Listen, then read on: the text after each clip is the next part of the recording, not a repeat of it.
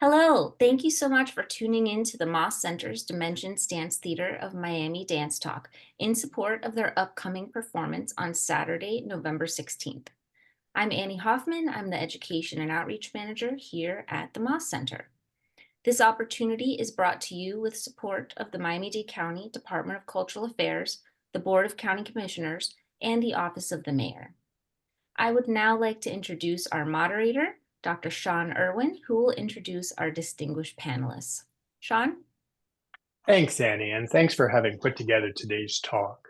I'm delighted to be joined today by a remarkable group of artists, Jennifer Kronenberg and Carlos Guerra, the dynamic husband and wife duo who were principal dancers with Miami City Ballet and have been co-founding and artistic directors of Dimensions Dance Theater of Miami since 2016. Today, we also have joining us Stephanie Martinez, a Chicago-based choreographer and the visionary founder and artistic director, I believe since 2020, of PARA.MAR Dance Company, Dance Theater, and Adam Schnell, founder and director of Ballet, Vero Beach. We'll be diving into a consideration about Dimensions Dance Theater of Miami's exciting upcoming program, which will be performed on the main stage of the Dennis C. Moss Cultural Arts Center on Saturday, November 16th at 8 p.m. Now, given that this is Dimensions Dance Theater of Miami, you all know to expect a bunch of new works, and this one delivers on that promise. The upcoming programming promises an exciting evening featuring 3 premieres: the Miami debut of Samuel Kurkjian's Chopin Variations, which will be followed by the company premiere of Something to Remember You by Stephanie Martinez. Also included is Surrender, a poignant duet by Jerry Optenacker, founder and artistic director of O Dance. The program will conclude with a high-energy reprisal of Dimensions Dance Theater of Miami's artist in residence, Yanis Pikieris. This piece was last performed in 2019 at the esteemed Jacob's Pillow Dance Festival in Beckett, Massachusetts. However, before we launch into a talk of the November program, I was hoping we might get an update about you all about a significant concern impacting the arts in Florida and some of the folks on this call directly. With Governor DeSantis's recent veto of $32 million in state arts and cultural funding, how are companies like Dimensions Dance Theater of Miami and Ballet Vero Beach adapting to this challenge? Or what kinds of obstacles are you all encountering as a result of this? Shall I go first? Please do. It's been like Pivot.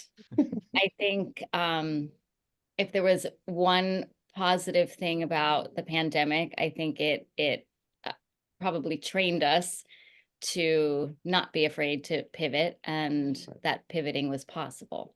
So I think we all sort of sprung into action to reimagine what our seasons could look like, so that we could make changes, but not significant enough to change who we are, what we wanted to ultimately present. And I think we managed. We found new sources of funding, thank goodness.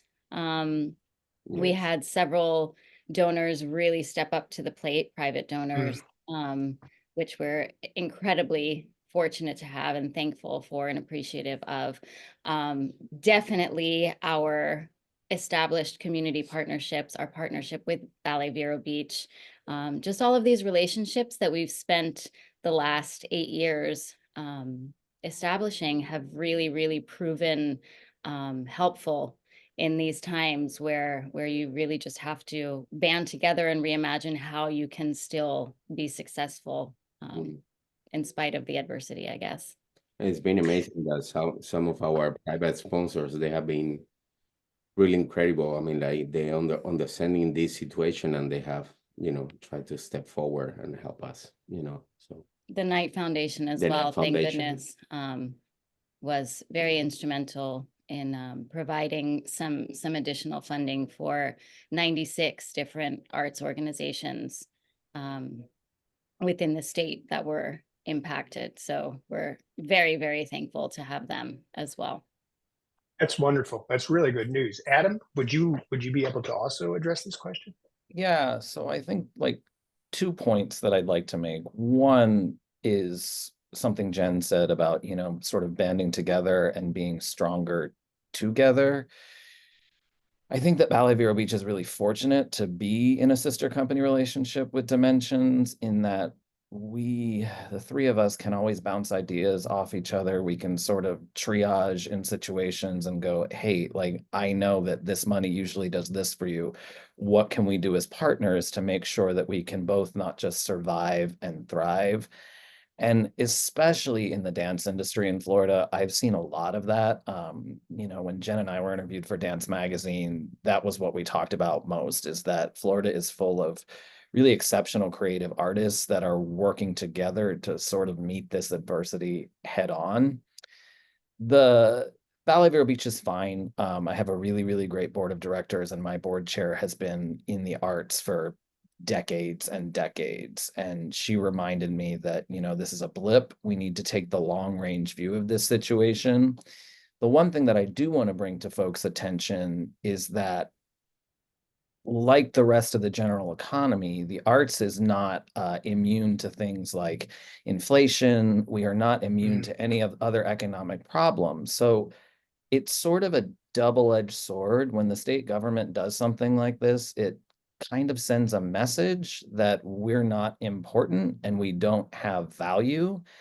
And there are really, really good statistics. When the state government gives an arts organization $1, they get $9 back. I'd love to know what other sector you invest that much in and get that much back. The other thing that a lot of people don't know is the nonprofit sector, of which the arts are a part of, is equal in size in Florida to either construction or manufacturing. So tell me where you get an investment return like that. And would you honestly cut benefits for manufacturing or construction in this state? No, no one would ever say, hey, we don't want more manufacturing jobs. We want to stop building things. Like, no one's ever going to say that. And that whole thing about us not being immune to these other economic problems, that just means that more people are going after the same money as well when the state makes these cuts. So for Ballet Vero Beach, it wasn't just the state. This was part of a whole slew of grants from the NEA and everything like that, and local foundations that said to us, Adam, we got double the applicants, so we can't fund you this year. So I was looking at not a $38,000 hole from the state, but a $100,000 hole in my budget.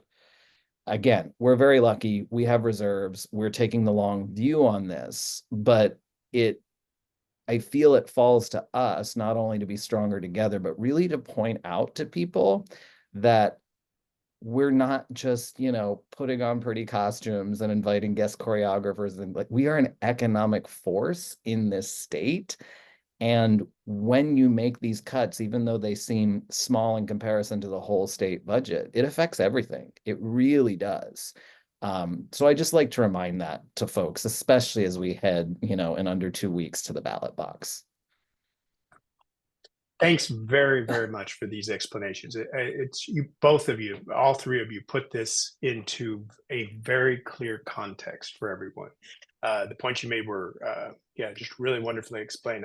It's clear. I'm glad to have asked this question this morning, because I wanted to follow up, because I had the chance to talk to Jennifer and Carlos right after the first cuts, and it sounds like actually this is creating unexpected strengths in the arts community. Like, we're finding places of unexpected support, and it's creating a kind of unexpected strength. So I look forward to future opportunities to follow up with you all as the season progresses on this issue. But at this point, I'd like to turn a little bit more directly to the November program itself. Now, the program is officially titled, called Moss Center 1 Fall Performance. And this feels intriguingly open-ended. If you were to rename it or describe, let's say, an underlying theme or link between the pieces, what would you say ties them all together? So I have to admit that naming the programs is probably my least favorite thing to do, next to like answering emails and grant writing. It's a big challenge. It's a big challenge all the time, you know, like Sometimes I just want to say, here's a bunch of really good dance to watch. Like, why does there have to be a tie between everything? But generally, there is one if you look for it. And while we did not give this program a specific name or title, I think if I had to, I might name it Facets, because I really feel like each work represents a different facet of what ballet has become in the 21st century, and a sort of hint to where it's going. From the Chopin that's really quintessentially classical, but not so much that, you know, we have the tutus in the story. It's probably the first gesture away from that. Maybe a little bit Balanchine-esque in that respect. The music is Chopin, it's quite classical as well. And then you have Yanis's Imagine Notions, which isn't probably the next step forward, an extension of that starts adding more new age sort of sound and music, where the movement is just a little bit more contemporary inspired, but still very much based in the ballet vernacular. And then you have the Surrender Duet and Stephanie's work, Something to Remember You By, where you can really see how the contemporary language is infused into the ballet technique on a much higher level. So we have all of these little different facets, if you will, of what ballet is these days and where it's headed. Yeah, often folks I speak to in the audiences can approach this notion of ballet as something old, right? And so what is really clear to me is that,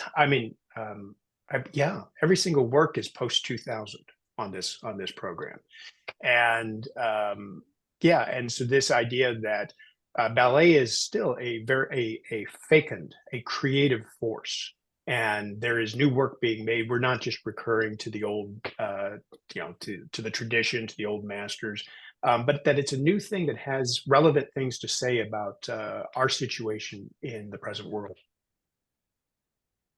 So the first piece on the program, and Adam, I'm going to double check with you. I should have done this before, but is Chopin Variations, and it was choreographed by the late Samuel Kurkjian. Is that it's Kurkjian?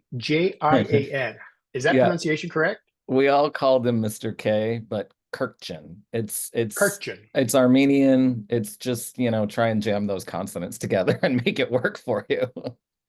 Well, that actually makes a lot of sense. I was born also. He's born in St. Louis, Missouri. I was also born in Missouri, and that sounds like a name that I would have encountered growing up there. So his career took off when he joined Boston Ballet in 1968. He became a principal dancer there and the company's first resident choreographer. Yes. He goes then to he goes to other companies, I found from our conversation, but he ends up in Ballet Basel. As the ballet master there, but at Basel Ballet as the ballet master. That's a tricky phrase. Before he returned to the U.S. to teach and choreograph at the Walnut Hill School, a role he held until his passing, actually quite recently in 2013. Now, there's a couple of things I'd like to address with Chopin Variation, but it's through the strong connection between Dimensions Dance Theater Miami and Ballet Vero Beach that Chopin Variations finds its way onto the November program. Since Adam, when you founded Ballet Vero Beach in 2013, the companies regularly perform Kurkjian's works, including Debussy Suite, Chopin Variations, and then recently in 2023, German Dances. Am I following that correct? Yes, absolutely. Okay, so you studied with Samuel because you were a student at the Walnut Hill School. What was it like to work and study with this accomplished choreographer as a student? So Sam was a real force in the dance world from the Boston Ballet days. As you said, he had his own company in Boston for decades. His work in Basel, he was the ballet master at Dance Theater of Harlem, and then for many, many years, influencing generations of young dancers at Walnut Hill. The way I can bring audiences into Sam's world is that everybody wanted to be liked by Sam. He was one of those people where I mean, he would sit in the front of the studio with a rubber duck and talk to the rubber duck instead of like actually giving us students corrections. He would pop popcorn, and when he didn't know what to say because we were bad, he would just put popcorn in his mouth continuously and ask the pianist to play the next combination. He was so affable, very tough. But he knew what he wanted, and he knew how to get it from people. So as a teacher, he absolutely influenced my sense of what ballet should look like and how ballet should be danced. As a choreographer, he is, he was for a very long time a singular mentor. He is still, probably the top of 3 to 5 people I really considering having shaped my own choreography. And he did all of it without really saying a lot, right? Like when he found out I was taking the choreography class at school and that I wanted to choreograph, he didn't say much about my work. He simply invited me into the studio and had me sit next to him and watch him either create or stage his works. And the first piece that I actually did that with was Chopin Variations.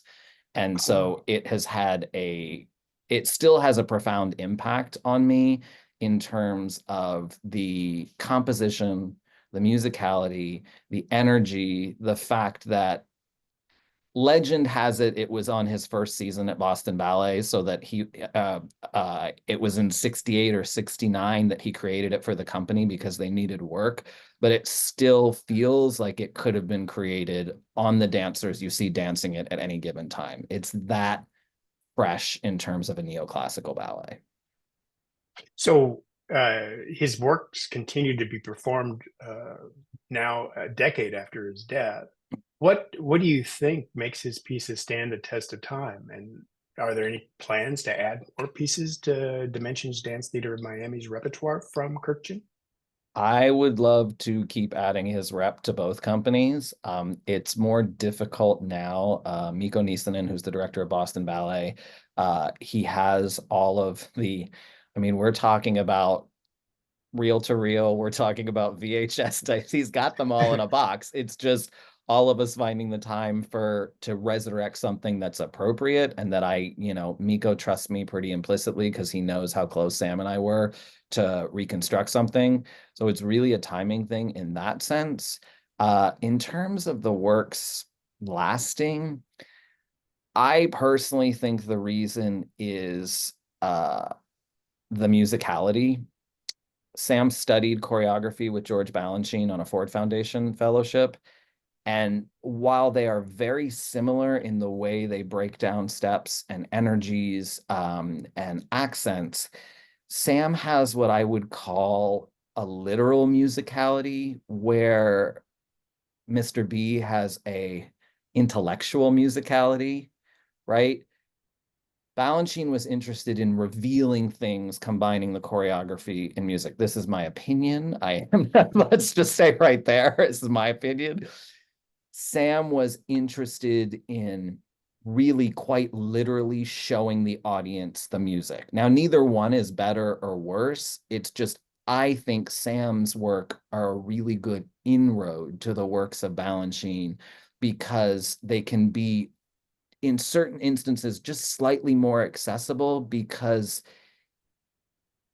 it's a little more pop in the energy and in the steps that he uses. There's this great phrase in the coda of Chopin Variations where the dancers are executing a series of beated jumps and some chaîné turns, and it's so you listen to the music and there can't be anything else to that music. Like, I defy a choreographer to find something else that goes as well. So the audience is experiencing it more as a pop song as opposed to a really intellectual piece of complicated music.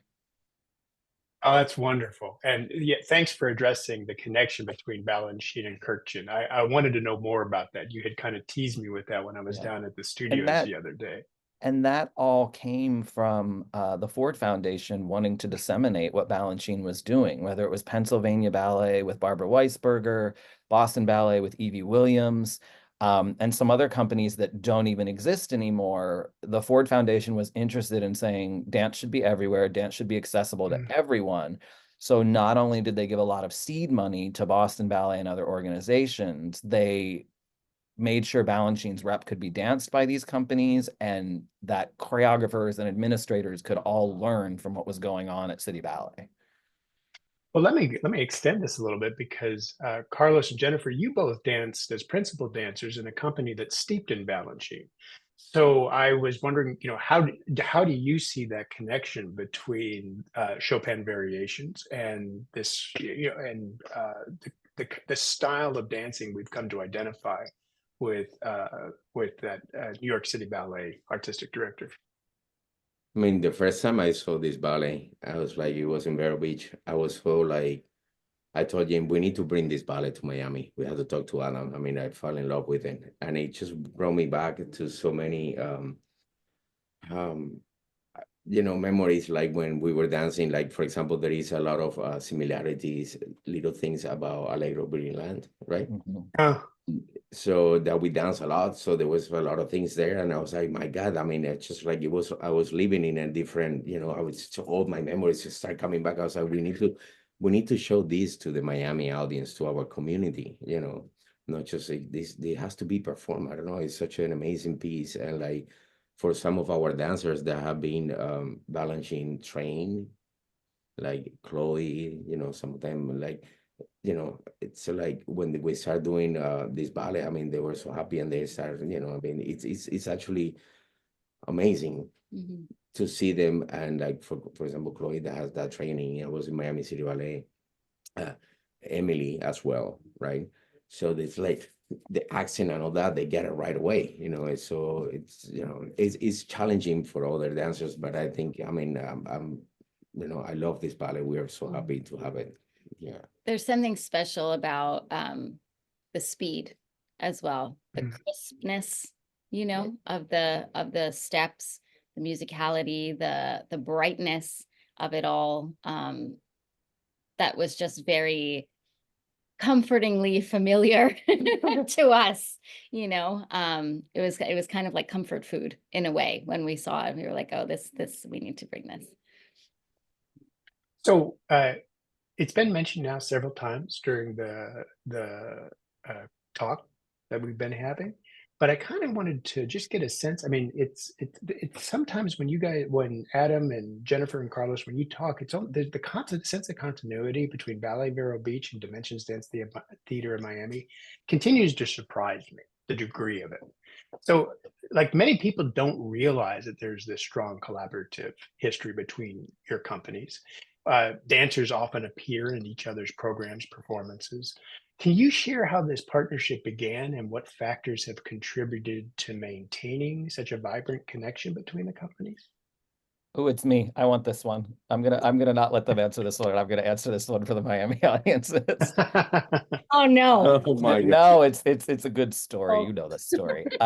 First of all, I have to say that the reason I think that we continue to want to work with each other is the three of us, and also my better half, Camila Rodriguez, who's our ballet master and one of our principal dancers, is we genuinely care about what's going on with the other one. It started out as sort of a business thing, but I really feel like Jen and Carlos and the Dimensions dancers have become part of the BVB family, and like, they're checking in when we had storms a week and a half ago, and it's, how are you guys? What's going on? What can we do? So I think that is really the key to the success of it.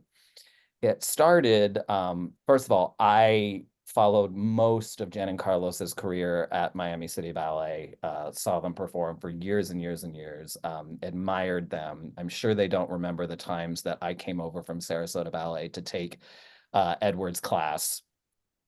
when Carlos started doing men's steps, I would like duck out in the corner. I'm like, there's no way. I'm done now. I'm just here for everything else, but there's no way. I'm not going to go up against that.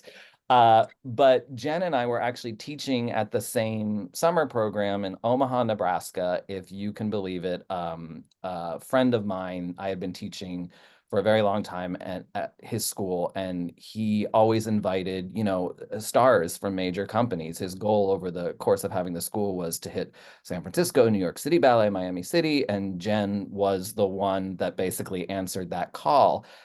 And it was the first or second day of the program. I hadn't met her yet. And there's all of a sudden this like hand on my shoulder. And I turned around and there she is right for me. And she's like, "Hi, you have a company, right?" And I said, "Yes." She goes, I just started a company. I need your help." And I was like, "Okay, sure. Let's talk."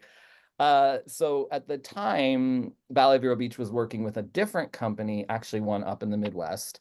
And I said, "Okay, well, let's start by, we always present a company in the summer. Let's bring Dimensions up for the summer." And ironically, Yanis's work, Imagine Notions, was on that program. That was right before one of the Jacob's Pillow incarnations. And we just all really got along.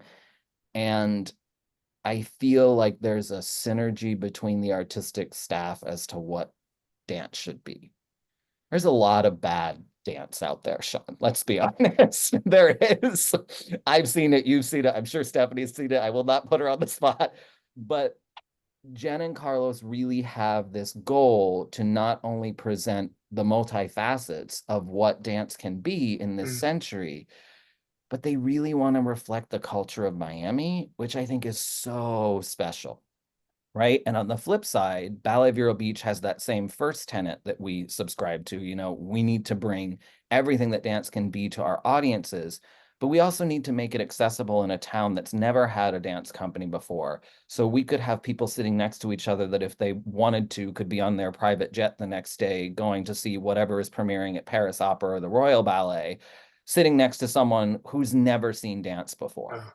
So I feel like that shared aesthetic and the fact that we genuinely care about each other is what keeps it going. And the dancers all get along great as well, which is, that doesn't always happen either.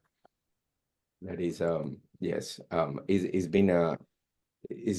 has been a beautiful collaboration. But I remember Adam, what he was saying that summer intensive. I remember Jen told me like the second day, and she was like, "I met these incredible people. I'm so inspired, just I'm full of ideas. You need to meet them. You need to meet them."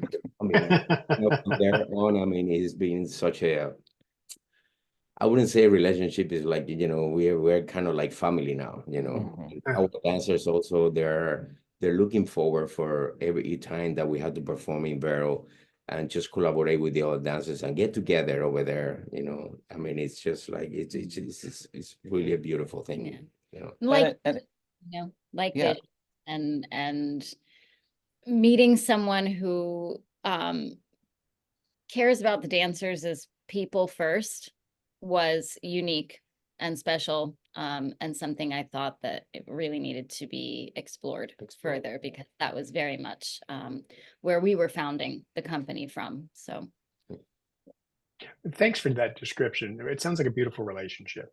It really does. Because I'm kind of keeping an eye on the time, I think I'm going to make a pivot to what ended up being a late addition to the November program, if I understand correctly, Surrender by artistic director and founder of O Dance, Jerry Optenacker, whom I believe is also a South Florida choreographer. It's a duet, and it's things I hear that describe it are like it's poignant, sweet, but maybe I've misunderstood. Could you tell us a little bit about this late edition? yes, I'm not sure. Sweet is probably not the word I would use. Okay. Poignant, yes.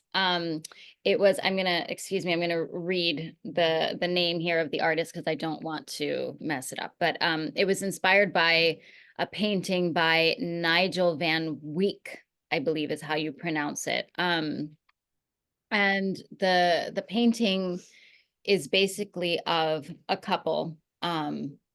There's a man standing in sort of silhouette in the foreground, and there's a woman sprawled out on the sofa in the background. And you get a sense that there's something to this relationship. You feel like it's a long-standing relationship, perhaps a tumultuous relationship, something that may be ending rather than beginning, although it's not clear. Mhm. But I know that Jerry wanted the duet to essentially be the conversation between the man and the woman before they get to this point. And it ends in that backdrop of the painting.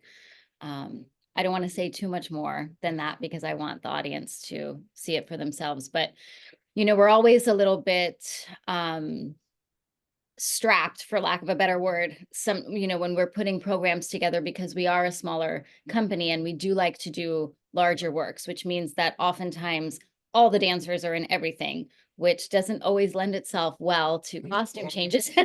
So we knew we had to put something else in the program to allow for changes of costume and just a little water and stuff. So we were looking for just the right duet, and then it happened that we ran into Jerry. I mean, serendipitously, after a while, we had done one of Jerry's ballets back in 2017, and lost touch a little bit, but it was nice to reconnect. And he offered this work, and you know, we really try to think about who we have on roster.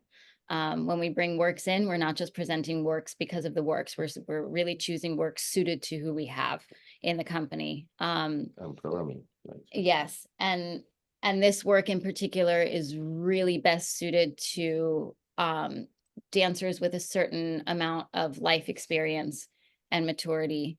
And we're really, really lucky to have Melissa Verdesia here with us again, guesting from time to time. So she's available for this program, and I think that she's gonna blow this duet out of the water. It's just like, I mean, we worked with Jerry, I think it was our first year, second year, right? Mhm. So it's interesting because he had come and he follows our collaboration with Ballet Vero Beach. He has come to some of our performances there in Ballet Vero Beach. And then he has been always like, I want to do some more work for the company. But, you know, it's been like, we've been very busy in different ways. So it's actually, we are so happy to have him back again with the company, you know, and do some of his work once again. He's an incredible guy. Everybody love him. It's amazing to work with him. So, you know, it's like, we're looking forward for this duet. Yeah, I'm looking forward to this duet. This connection with the painting, and the understanding of the duet as the backstory of this painting really has me intrigued. So, okay, so that's another highlight for the November program. I'd like to turn now and ask a little and look at this next piece on the program, the company premiere of Something to Remember You by Chicago-based choreographer Stephanie Martinez. Who has created works for, among others, Joffrey Ballet, Ballet Hispanico, Luna Negra Dance Theater, Nashville Ballet. In 2020, she launched PARA.MAR Dance Theater in Chicago, dedicated to amplifying diverse voices in contemporary ballet. In 2015, Martinez received the Joffrey Ballet's award-winning works, Choreographies of Color Commission, and the Chicago 3 Arts Award in recognition for her work as a female artist of color. Before her career as a choreographer, Stephanie, I don't think you knew this, but I lived in Chicago for a long time, so I know the city well. And I remember you performed with River North Dance, dance company in Chicago, and I remember that company. You began your career, Stephanie, as a choreographer after your retirement from River North Dance. What surprised me was that you first choreographed works for contemporary and even hip hop dance companies. How did that get started? When I listen to this, it surprises me, and you're taking me back in time. So thank you for doing your homework. You know, I think at the beginning of my choreographic journey, I was interested in a creative way to explore contemporary dance, like jazz styles, and a hybrid of techniques that I had, including ballet. You know, River North, you know, we took ballet every day. We were classically trained, but the rep was so diverse. And I think that was kind of the background. I also trained at Hubbard Street. So I was on Oh. scholarship and apprentice. So that was really kind of my formative years. And, you know, I have deep respect for all art forms and all dance art forms. I think they all have value. And, you know, when I was asked by Chicago Dance Crash, which is a hip hop company still here in Chicago, but they also have contemporary dancers. So it's a yes and. So that was, you know, you have to utilize both forms of, you know, and tap into the intelligence of each dancer when you are working with such a range. Personally, you know, it was really frightening. You know, it's like, okay, we have a thoroughbred, and then we have a cougar, and, you know, like everyone is just so, they're different animals. So you really have to kind of combine all of their strengths and then look dead in the eye at their weaknesses, and how do you make it work? So it was really challenging. But I think I was, you know, I just wanted to make things at the beginning of my career, and it was just something I dove into. Anything that moves or has movement, I'm interested in. Yeah, just for our audience, I don't think I was back in Chicago back in September. There was a huge dance festival then, and just the number of it's hard to describe the number of companies that are currently in Chicago, and the diversity is intense. So, okay, thanks. But now, at a certain point, you began to transition to more tradition. I mean, I've seen a lot of your works. I love them. Just as a you know, just up front, I pieces like Bliss and Kiss and a couple others that I spent whatever I could find on the web. I made sure I took a look at, and it was a joy to look at them. But they are very different. They are very different from one another, and they push the envelope. Even when they're neoclassical, they push the envelope of what it means to work in neoclassical technique. So, what led to the shift that happened around 2015 from contemporary and hip hop styles to a more classical direction in your choreographies? Well, I absolutely love the ballet form. You know, I've said that I think it's the root of everything, you know, in terms of, for me, classicism has always been something that I just loved and that I was obsessed with. And when I started to become a little bit more interested, I mean, I started at Joffrey, the winning works, and I made stuff on the students. And I thought, you know, this is something that I felt very attached to and inspired by. And it was limitless in terms of what could happen, you know, with ballet, because it is, you know, you have, you know, the Balanchines, and then you have your you know, ballet is everything for everybody. I think it's emotion in motion. That's kind of how I see ballet. And so I wanted to start to investigate like modern techniques. You know, in the 20th century, I feel like they started incorporating floor work and turn in, turn outs, and focusing on expression and narratives. So I don't know, it happened pretty quickly for me, but I was fortunate enough to be asked by, you know, companies, you know, like Joffrey and Tulsa Ballet to just make the work that I wanted. And sometimes they would give me inspiration in terms of music.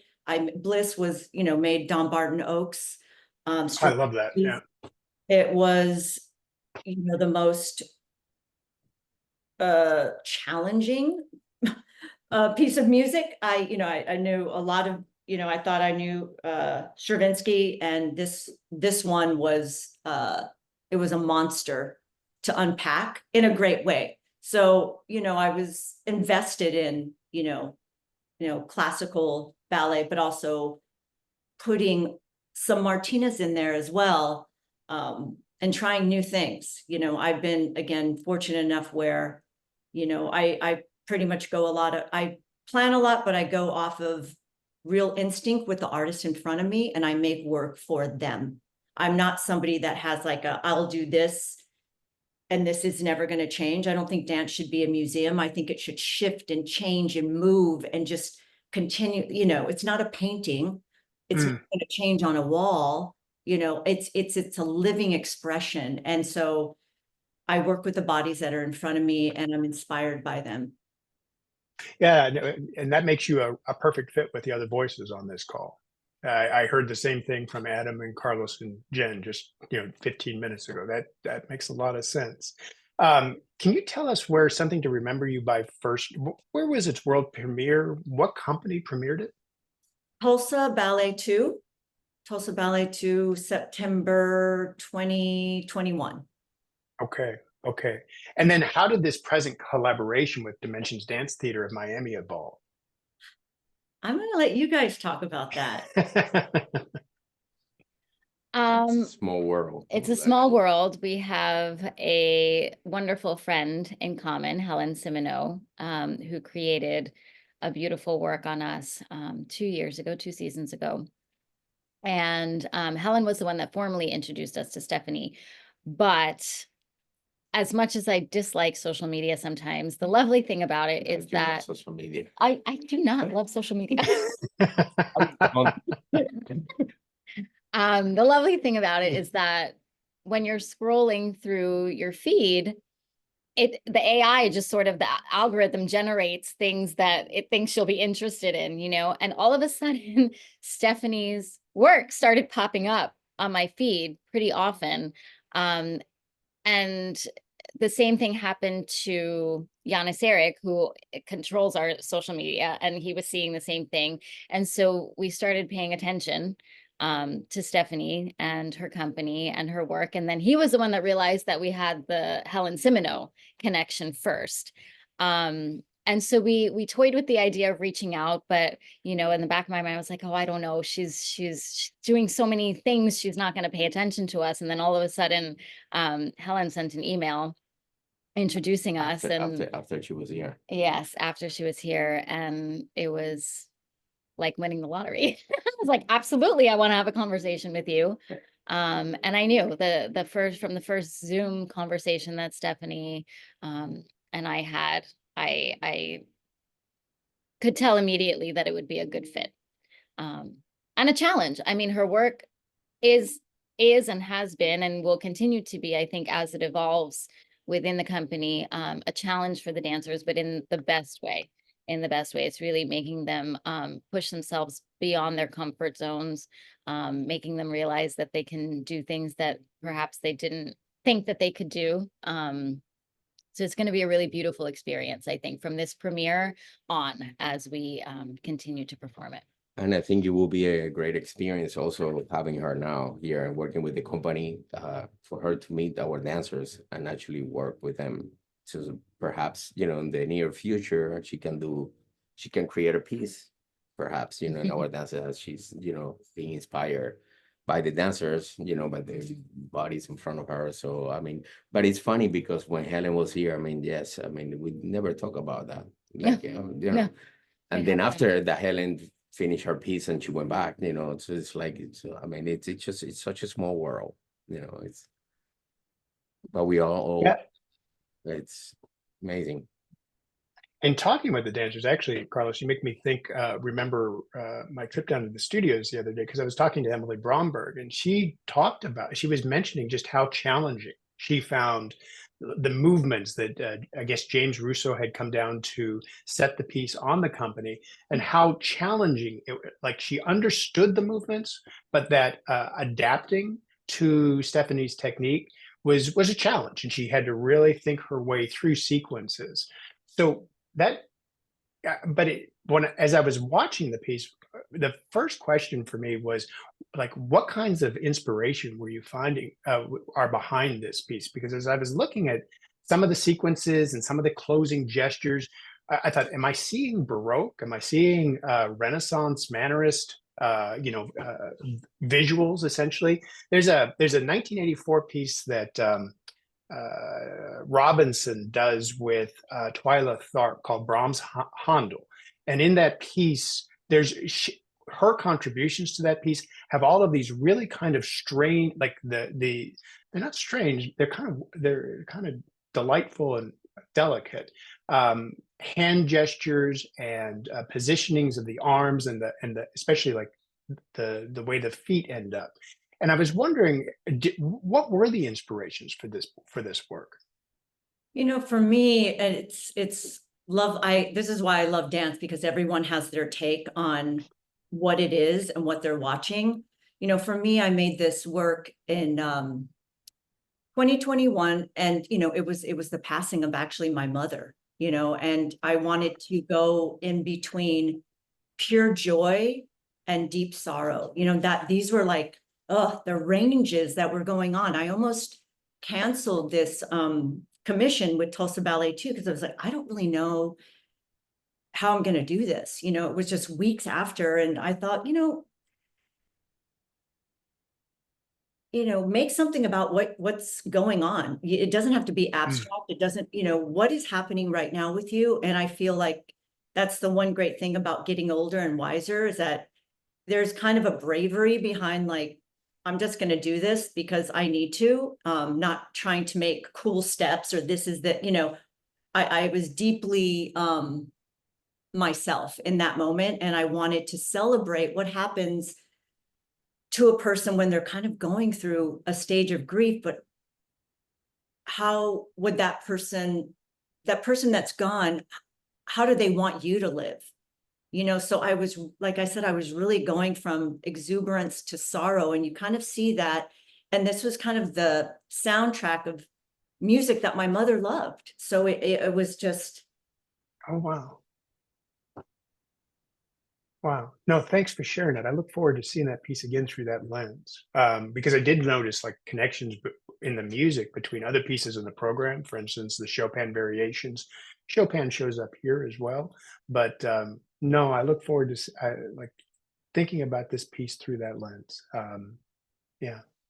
Unfortunately, I'm looking at the time, and so I'm going to have to transition to our last piece, Imagine Notions. Which is the last piece on the November program. This is a highly energetic, a real whip of a piece in terms of the amount of energy it brings to the stage, by Dimension Dance Theater of Miami's artist in residence, Yanis Pikieris. It was last performed by the company in 2019, if I remember correctly, at Jacob's Pillow Dance Festival. A few of the dancers recalled to me some anecdotes from that previous performance. But the piece actually comes from the time from when Yanis had his own company, Maximum Dance, which he founded with David Palmer in 1996.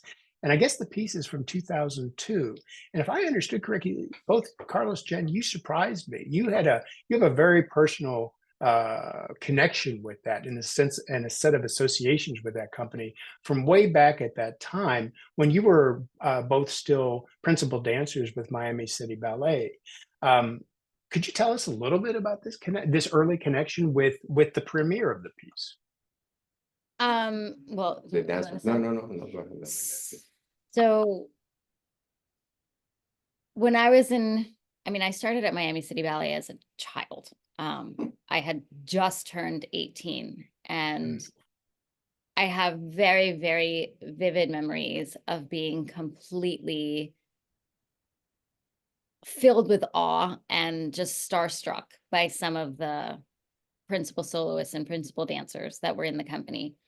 And I was like the nerdy bunhead that would, stay past my rehearsal time just to watch everything else, or like be the one little girl that was like sitting in the wings watching every performance, every cast of every performance.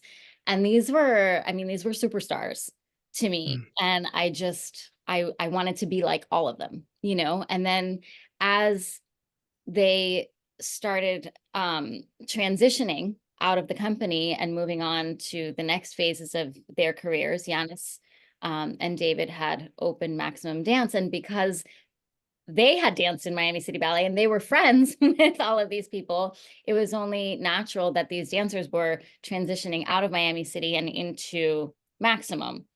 And so Maximum was just like this bouquet of superstars for me. And so that's the memory of Imagine Notions that I have, is like a cast of all of these iconic dancers that I just, they were it for me. Like I wanted to just emulate all of them. They were just the coolest, they were each so different. They each brought something so unique to everything that they did. And yeah, so we go back sometimes and look at videos of Imagine-Oceans, and it makes me emotional because brings me back to when I was a little girl, 17, 18, Oh, wow. watching them Yeah. dance on stage. And so that for me is very special. And now seeing these dancers dance it, whom we love in a very different way, and putting their own personalities into it. And we're very much a company that's been about creating new works and presenting new works, commissioning new works, but then it's also really nice to go back sometimes to what our roots are, because the company has evolved. So while we did it back in 2019, it's not the same. It's not the same Imagine-Oceans. It's these dancers who have grown. They've really grown the last few years. And so even the ones who did it before, they're approaching it in a whole new way, in a whole new manner of intelligence, I guess.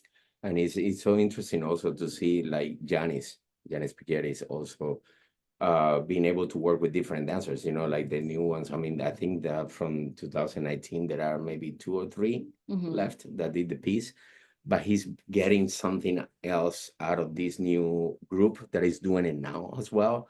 So it's very interesting, how it was said and all that. But as Jennifer was saying before, it was so, I mean, I came here, I mean, a lot of these dancers left Miami City Ballet when I joined the company, like Marife Jimenez and Douglas Gabriel, but then after we became really good friends. And so sometimes we used to go and see Maximum Dance perform, but, seeing this piece, I never saw it before until, we opened the company and Yanis presented to us. But seeing them performing this, and now we talk on the phone, hey, man, hey, you did this jump, this was very good. Oh, yeah, you did this turn. And then so now, like Marife was crying the other day, Jennifer, go ahead, like, so pretty in these battles, it's so like, I mean, it's amazing, like all this connection and like, going back and, it's like. All roads lead back to relationships. I think, it's the art form is I all think, relationships and humanity, That's in fact the takeaway I feel from today's call actually is that all roads lead back to relationships. Actually, since you've all focused on the dancers and their involvement with it, when I talked to the dancers in the company when I came to the studios the other day, they all emphasized different aspects of this choreography that they liked, but each one used the following word independently, and a couple of them in isolation from one another. They thought the most intriguing part of this work was its drama. The part that they liked the most was its drama. Over and over again. Maybe could you speak a little bit to that? There are other features to this that I might also highlight, but I think I'd like the dancers to speak for it. That's really interesting. I think, there's definitely some drama in there. I mean, if you know Yanis, yeah, I'd equate him with some drama. He's an intense guy. He's a powerful man, like powerful personality in there. So I think everything that he does it has a certain sensitivity, but certainly powerful and dramatic. So I guess I see why they said that. But he also likes to work with the dancer, as Stephanie was saying before, that she likes to work with the dancer and, having them in front. And we have seen him creating other pieces too, like, also like he gets involved. He has no story, like, but he goes by the music, inspired by the music and the dancers movement, and then he just start creating. But yes, how can I say dramatic? We are all dramatic artists. We are dramatic. We are dramatic. But but it's like in this piece, you see there is no story to follow, but there is a lot of relationships, drama. Yeah, I think it leaves a lot of room for the audience member to create their own story. Yeah. Yeah, I think they were now that I remember the conversations, maybe this wasn't a drama that we would see as audience members, but that they experience as dancers because they kept talking about how the men come out and they show off the complexity of the technique, and they do like they do a sequence that's all about showing off, and then the ladies go out and they show off. So maybe that's what they were talking about. This maybe this the sense in which both sets of dancers are showing what they've got. Yeah. And I imagine that they all have created their own stories Real and life. scenarios in their minds, you know, as to who they are within the ballet and who everyone else is. So that probably adds to it. Well, I can see that we're about out of time today, and I am disappointed that we're out of time because this has been a fun. I've learned a lot on this conversation, and I appreciate that you all taken the time and brought some really, really rich observations to your relationships among one another, and to these pieces on the program. This program. It just sounds amazing. I'd like to thank Adam, Jennifer, Carlos, and Stephanie for taking the time today to to talk with us. And I encourage everybody in the audience to attend this program, Moss Center 1 Fall Performances. This or Facets. I think we settled on Facets. On November 16th at 8 p.m. at the Main Stage Theater at the Yanis Pikieris Cultural Arts Center. Annie, back to you. Thank you so much to our moderator, Dr. Sean Erwin, and to our incredible panelists for participating in our dance talk. Tickets for the Dimensions Dance Theater of Miami performance at the Moss Center on Saturday, November 16th at 8 p.m. are available now. So please visit mosscenter.org to get your tickets. We look forward to seeing you there, and we thank you for watching. Thanks.